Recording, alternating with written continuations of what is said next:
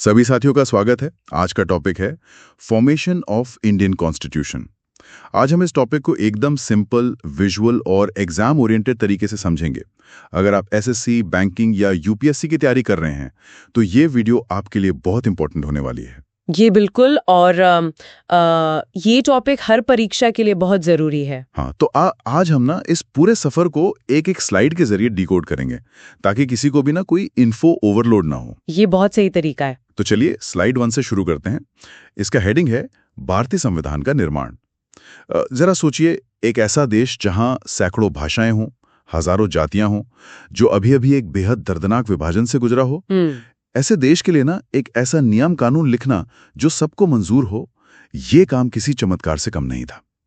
आज हमारा मिशन यही है कि हम इस महान दस्तावेज की ऐतिहासिक यात्रा को एक क्विक रिवीजन के तौर पर समझें। पहली कहानी है। हाँ। अक्सर जब हम संविधान के बारे में पढ़ते हैं ना, तो हमें लगता है कि ये सिर्फ थ्योरी है, कुछ अनुच्छेदों और तारीखों की लिस्ट है। हाँ, वो बोरिंग सा डेटा लगता है कई बार। सही कहा।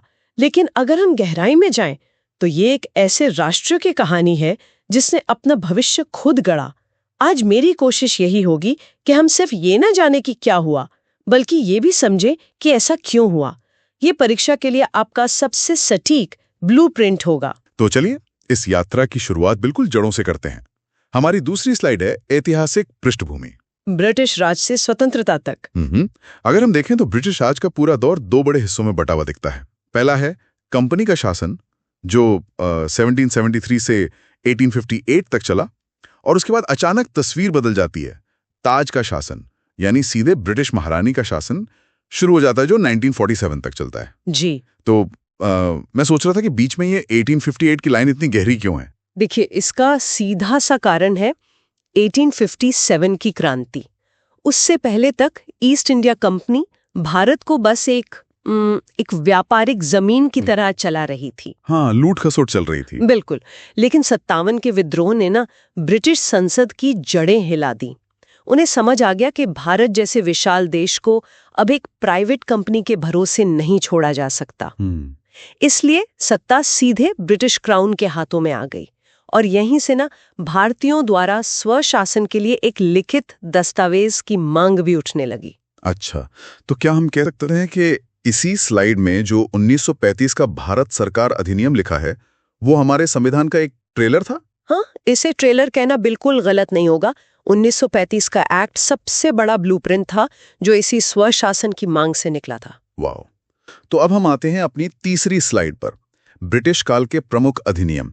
यहां से ना एक बहुत इंपॉर्टेंट टर्निंग पॉइंट आता है। होस्ट के तौर पे मुझे लगता है कि ये सारे एक्ट्स एक सीडी की तरह काम कर रहे थे। बिल्कुल सही। जैसे 1773 का रेगुलेटिंग एक्ट, इसमें बंगाल के गवर्नर को गवर्नर जनरल बना दिया गया और वॉरेन हेस्टिंग्स पहले ऐसे व्यक्ति बने। फिर 1784 में पिट्स इंडिया एक्ट आया, जिसने कंपनी के राजनीतिक और वाणिज्यिक कामों को अलग कर दिया। जी, मतलब व्यापार तुम करो, लेकिन राजनीति अब लंदन से तय होगी। हाँ, लेकिन एक्सपर्ट महोदया, मुझे ना दो सुधारों में बहुत कंफ्यूजन होता है, और शायद हमारे स्टूडेंट्स को भी होता होगा। कौन से? एक है 1909 का मार्ले मिंटो सुधार, और दूसरा है 1919 का मॉन्टेग्यू चेम्सफोर्ड सुधार। ये बहुत कॉमन डाउट है। देखिए, 1909 वाले एक्ट को सांप्रदायिक प्रतिनिधित्व के लिए जाना जाता है। इसी ने मुस्लिमों के लिए अलग निर्वाचक मंडल बनाया था। ओ, मतलब बांटो और राज करो वाली नीति। बिल्कुल। अंग्रेजों ने यहीं से वो खाई खोदनी शुरू की थी। और जो 1919 का मॉन्टेग्यू चेम्सफोर्ड एक्ट है ना, वो प्रांतों में द्वैध शासन या डायरकी लेकर आया था। डायरकी मतलब शासन को दो हिस्सों में बांटना? हाँ, अंग्रेजों ने ताकतवर विभाग अपने पास रखे और स्वास्थ्य, शिक्षा जैसे विभाग भारतीयों को दे दिए।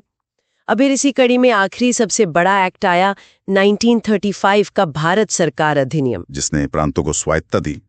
और हमारे वर्तमान संविधान के लगभग 70% प्रावधान यहीं से लिए गए हैं, है ना? एकदम सही। ग्रेट। तो अब बढ़ते हैं स्लाइड 4 की तरफ, संविधान सभा की मांग का विकास। इसकी क्रोनोलॉजी भी बड़ी दिलचस्प है। मैं तेजी से बताता हूँ। 1934 में एमएन रॉय वो पहले व्यक्ति थे जिन्होंने पहली बार इसका विचार रखा। फिर 1935 में भारतीय राष्ट्रीय कांग्रेस ने आधिकारिक मांग रख दी।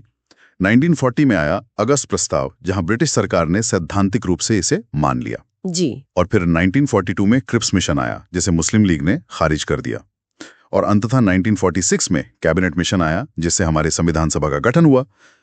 लेकिन मेरा एक सवाल है, क्रिप्स मिशन फेल क्यों हुआ था? देखिए, उस समय ना द्वितीय विश्व युद्ध चल रहा था। अंग्रेज भारतीयों का समर्थन चाहते थे, लेकिन मुस्लिम लीग उस वक्त तक पूरी तरह से दो राष्ट्र के सिद्धांत पर अड़ चुकी थी। अच्छा, उन्हें पाकिस्तान चाहिए था। हाँ, उन्हें भारत का एक संघ मंजूर नहीं था। क्रिप्स मिशन भारत को एक रखना चाहता था, इसलिए लीग ने उसे नकार दिया। लेकिन बाद में 1946 का कैबिनेट मिशन काफी हद तक सफल रहा। और यही हमारी अगली यानी स्लाइड 5 का विषय है, कैबिनेट मिशन योजना 1946। यहाँ ध्यान देने वाली बात यह है कि हमारे पास इसके सदस्यों को याद रखने की एक कमाल की ट्रिक है, PAC।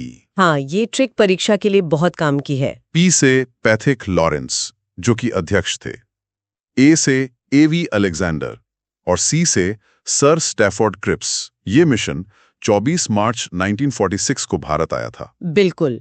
और इस मिशन का प्रमुख प्रस्ताव ये था कि इसने दो अलग संविधान सभाओं की मांग को तो अस्वीकार कर दिया, लेकिन एक ऐसा रास्ता निकाला जिस पर सब सहमत हो गए। और इसी के आधार पर नवंबर 1946 में संविधान सभा का गठन हुआ। जी। तो अब ये सभा बन तो गई, लेकिन इसके अंदर कौन लोग थे? यही हमारी स्लाइड 6 है, संविधान सभा की संरचना। विभाजन से पहले कुल 389 सदस्य तय किए गए थे, जिसमें ब्रिटिश प्रांतों से 292, देसी रियासतों से 93 और मुख्य आयुक्त प्रांतों से 4 सदस्य थे। पर क्या उस समय हर आम इंसान ने वोट दिया था? नहीं, ये एक बहुत बड़ा कंफ्यूजन है। ये एक अप्रत्यक्ष चुनाव यानी इनडायरेक्ट इलेक्शन था। आम जनता ने सीधे वोट नहीं दिया था। अच्छा, तो फिर कैसे तय हुआ कि कौन आएगा? इसके लिए ना एक अनुपात रखा गया, प्रति 10 लाख की जनसंख्या पर एक सीट। ओ, मतलब एक सदस्य 10 लाख लोगों की आवाज था। बिल्कुल। और बाद में जब विभाजन हुआ ना, तो 31 अक्टूबर 1947 को भारत की संविधान सभा में केवल 299 सदस्य ही रह गए थे। समझ गया। अब आते हैं स्लाइड 7 पर। पहली बैठकें और उद्देश्य प्रस्ताव। ये बहुत ऐतिहासिक हिस्सा है। पहली बैठक हुई 9 दिसंबर 1946 को। जी। इसमें मुस्लिम लीग ने बहिष्कार किया और डॉक्टर सच्चिदानंद सिन्हा को अस्थायी अध्यक्ष चुना गया। हाँ, क्योंकि वो सबसे वरिष्ठ सदस्य थे। बिल्कुल। और ठीक 2 दिन बाद 11 दिसंबर 1946 को डॉक्टर राजेंद्र प्रसाद स्थायी अध्यक्ष बन गए, HC मुखर्जी उपाध्यक्ष बने और सर BN राव संवैधानिक सलाहकार। BN राव का योगदान बहुत अहम था। और फिर आता है 13 दिसंबर 1946, जब जवाहरलाल नेहरू ने ऐतिहासिक उद्देश्य प्रस्ताव या ऑब्जेक्टिव रेजोल्यूशन पेश किया। हाँ, और मैं बताना चाहूंगी कि ये प्रस्ताव ना सिर्फ एक ड्राफ्ट नहीं था, ये उस नए भारत का सपना था। मतलब एक तरह से नींव थी। बिल्कुल। ये 22 जनवरी 1947 को पारित हुआ और आपको पता है, आगे चलकर यही प्रस्ताव आज के संविधान की आत्मा बना, जिसे हम प्रस्तावना या प्रीएम्बल कहते हैं। अरे वाह, ये तो बहुत दिलचस्प है। अब इतने बड़े काम को करने के लिए काम बांटना भी जरूरी था।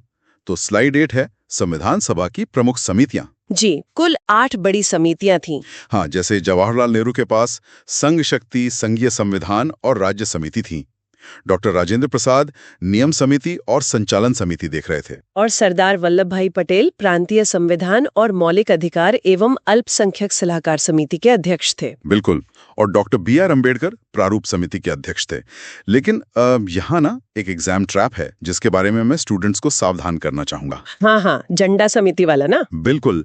अक्सर छात्र JB कृपलानी पर टिक कर देते हैं, लेकिन तथ्य यह है कि तदर्थ झंडा समिति के अध्यक्ष डॉक्टर राजेंद्र प्रसाद ही थे। ये बहुत जरूरी पॉइंट है, यहाँ अक्सर नंबर कट जाते हैं। एकदम। अब इसी में जो सबसे महत्वपूर्ण समिति थी, उस पर हमारी स्लाइड 9 है, प्रारूप समिति यानी ड्राफ्टिंग कमेटी। इसका गठन 29 अगस्त 1947 को हुआ था और इसके अध्यक्ष थे डॉक्टर BR अम्बेडकर। इनका काम अंतिम प्रारूप तैयार करना था। जी, और इनके अलावा 6 अन्य सदस्य भी थे। N गोपाल स्वामी अयंगर, अलादी कृष्ण स्वामी अय्यर, KM मुंशी और सैयद मोहम्मद सादुल्ला। और 2 सदस्य रिप्लेस भी हुए थे ना? हाँ, और इन रिप्लेसमेंट वाले नामों पर खास ध्यान देना है। BL मित्र की जगह N माधव राव आए थे और DP खेतान की मृत्यु के बाद TT कृष्णामलचारी को शामिल किया गया था। बहुत बढ़िया। अब स्लाइड 10 पर नजर डालते हैं, संविधान निर्माण की समय रेखा यानी 1946 से 1950 तक का सफर। ये सिर्फ डेटा नहीं है, ये एक कहानी है। बिल्कुल। कुल समय लगा 2 वर्ष, 11 महीने और 18 दिन। शुरुआत हुई दिसंबर 1946 की पहली बैठक से, फिर 22 जुलाई 1947 को राष्ट्रीय ध्वज अपनाया गया और 15 अगस्त 1947 को हमें स्वतंत्रता मिली। हाँ, और फिर 26 नवंबर 1949 को संविधान अंततः पारित और अंगीकृत हुआ। और 24 जनवरी 1950 को अंतिम बैठक हुई जहां राष्ट्रगान अपनाया गया। फाइनली 26 जनवरी 1950 को ये पूर्ण रूप से लागू हो गया। क्या बात है। अब स्लाइड 11 पर आते हैं, जहां से सबसे ज्यादा सवाल बनते हैं, भारतीय संविधान के विदेशी स्रोत। और यहाँ हमारे पास एक मजेदार मेमोनिक ट्रिक है। हाँ, जरा सुनाइए वो ट्रिक। आयरलैंड ने दिए नीति निर्देश, अमेरिका से मांगे अधिकार विशेष और महाभियोग लिया। आयरलैंड से डीएसपी और राष्ट्रपति चुनाव प्रणाली ली। और चूंकि हम पर ब्रिटेन का राज था, तो संसदीय प्रणाली, एकल नागरिकता और कानून का शासन ब्रिटेन से आया। और कनाडा से हमने संघीय व्यवस्था ली, जहां केंद्र मजबूत होता है। जी, जर्मनी के वीमर संविधान से ये लिया कि आपातकाल में मौलिक अधिकारों का निलंबन हो सकता है। और यूएसएसआर से हमने मौलिक कर्तव्य और पंचवर्षीय योजना ली। तो मतलब हमने दुनिया भर की अच्छी चीजें अडेप्ट की। बिल्कुल। तो इसी के साथ हमारी स्लाइड 12 आती है, संविधान की प्रमुख विशेषताएं। ये दुनिया का सबसे लंबा लिखित संविधान है। जी, मूल रूप से इसमें 395 अनुच्छेद, 22 भाग और 8 अनुसूचियां थीं। हालांकि आज 12 अनुसूचियां हैं। और इसकी खूबी है एकल नागरिकता और एक स्वतंत्र न्यायपालिका, जिसके शीर्ष पर सुप्रीम कोर्ट है। लेकिन इसमें एक पॉइंट है, नम्यता और अनम्यता का मिश्रण। ये क्या होता है? देखिए, इसे सिंपल लाइन में समझे तो संविधान के कुछ हिस्से बहुत आसानी से संसद द्वारा बदले जा सकते हैं, जिससे नम्यता या फ्लेक्सिबिलिटी कहते हैं। अच्छा। लेकिन कुछ अहम हिस्सों को बदलने के लिए विशेष बहुमत चाहिए होता है, वो अनम्यता या रिजिडिटी है। ये दोनों का एक परफेक्ट बैलेंस है। समझ गया। अब स्लाइड 13 पर एक बड़ा कंफ्यूजन क्लियर करते हैं, अंगीकरण बनाम लागू होना। 26 नवंबर 1949 को संविधान अंगीकृत हो गया और 15 अनुच्छेद तुरंत लागू भी हो गए। जी। लेकिन पूरा संविधान 26 जनवरी 1950 को लागू हुआ। तो मेरा सवाल यह है कि जब संविधान नवंबर में ही बन गया था, तो जनवरी तक का इंतजार क्यों? इसका ना बहुत गहरा ऐतिहासिक कारण है। आपको 1930 का लाहौर अधिवेशन याद है? हाँ, जवाहरलाल नेहरू वाला। बिल्कुल। वहां पूर्ण स्वराज की मांग हुई थी और तय हुआ था कि हर साल 26 जनवरी को स्वतंत्रता दिवस मनाया जाएगा। उसी ऐतिहासिक दिन की अहमियत बनाए रखने के लिए संविधान निर्माताओं ने तय किया कि हम इसे 26 जनवरी को ही पूरी तरह लागू करेंगे, इसीलिए ये हमारा गणतंत्र दिवस है। क्या बात है, बहुत ही शानदार इतिहास है। अब स्लाइड 14 में हम कुछ रोचक और अज्ञात तथ्य देखेंगे, एकदम रैपिड फायर की तरह। बिल्कुल, शुरू कीजिए। संविधान सभा की मुहर पर प्रतीक था हाथी। जी, और सुलेखक यानी इसे अपने हाथों से इटैलिक शैली में लिखने वाले थे प्रेम बिहारी नारायण रायजादा। और इसके पन्नों का सौंदर्यीकरण किया शांति निकेतन के कलाकारों ने, विशेष रूप से नंदलाल बोस और ब्योहर राम मनोहर सिन्हा ने। और इसकी मूल प्रतियां आज भी संसद भवन में हीलियम के बॉक्स में सुरक्षित रखी हैं। और खर्च लगभग 64 लाख रुपए। उस जमाने में ये बहुत बड़ी रकम थी। बिल्कुल। तो अब आते हैं स्लाइड 15 और 16 पर, जो कि है अभ्यास प्रश्न।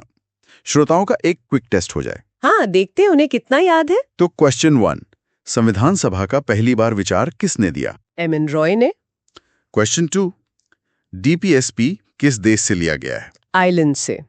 क्वेश्चन 3, प्रारूप समिति में अध्यक्ष सहित कुल कितने सदस्य थे? कुल 7 सदस्य। और आखिरी सवाल, संविधान पूर्ण रूप से कब लागू हुआ? 26 जनवरी 1950 को। बेहतरीन, इससे पूरा रिवीजन हो गया। और अब हम अपने आखिरी पड़ाव यानी स्लाइड 17 पर पहुंच चुके हैं, निष्कर्ष। जी। इसे the soul of the blueprint भी कह सकते हैं। बिल्कुल, और मैं इसे डॉक्टर B.R. अम्बेडकर के ही एक कोट से समाप्त करना चाहूंगी। उन्होंने बहुत ही गहरी बात कही थी, संविधान केवल वकीलों का दस्तावेज नहीं है, यह जीवन का एक वाहन है और इसकी आत्मा हमेशा युग की भावना है। बहुत ही प्रभावशाली। सच में ये सिर्फ पन्ने नहीं है, ये हमारा वर्तमान और भविष्य है। तो आउटरो की तरफ बढ़ने से पहले जरा सोचिए, अगर आज के डिजिटल युग में हमें फिर से एक संविधान लिखना पड़े, तो क्या हम 3 साल से भी कम समय में इतना सटीक दस्तावेज बना पाएंगे? ये सोचने वाली बात है। तो दोस्तों, आज हमने इंडियन कॉन्स्टिट्यूशन के फॉर्मेशन को डिटेल में समझा। अगर आपको ये वीडियो हेल्पफुल लगी हो तो लाइक और शेयर जरूर करें, और ऐसे ही इंपॉर्टेंट टॉपिक्स के लिए चैनल को सब्सक्राइब करना ना भूलें। धन्यवाद।